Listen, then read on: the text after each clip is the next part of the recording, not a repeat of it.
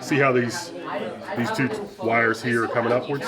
So you're going to install your fans and see where the little holes are? We're just like building a PC. That's pretty much what we're doing.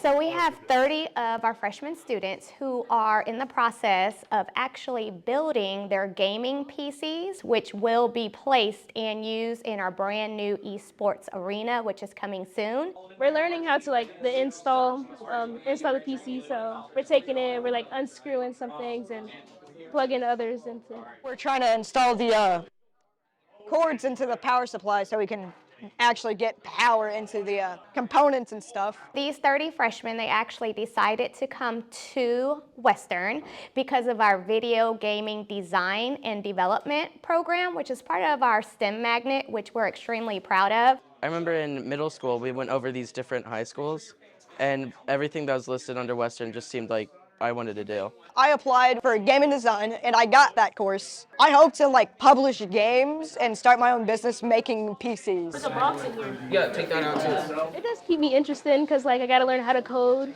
or more advanced coding.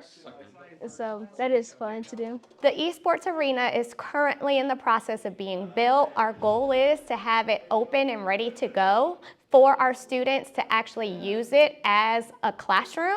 Western is moving in the right direction and that we will become the top magnet in JCPS. We're getting more and more kids who want to be here because they're interested in the different programs that we offer. We have programs that some other schools don't have available to them, such as the video gaming design and development. And again, that's what a lot of kids are interested in, so it gives them the opportunities to tap into their passions and interests through learning. I haven't done this before, so this is new. I haven't made a PC before, so this is something new and unique. It makes me really excited to do it every day, and I kind of didn't really like going through middle school, but with all of this, it makes me really excited to learn.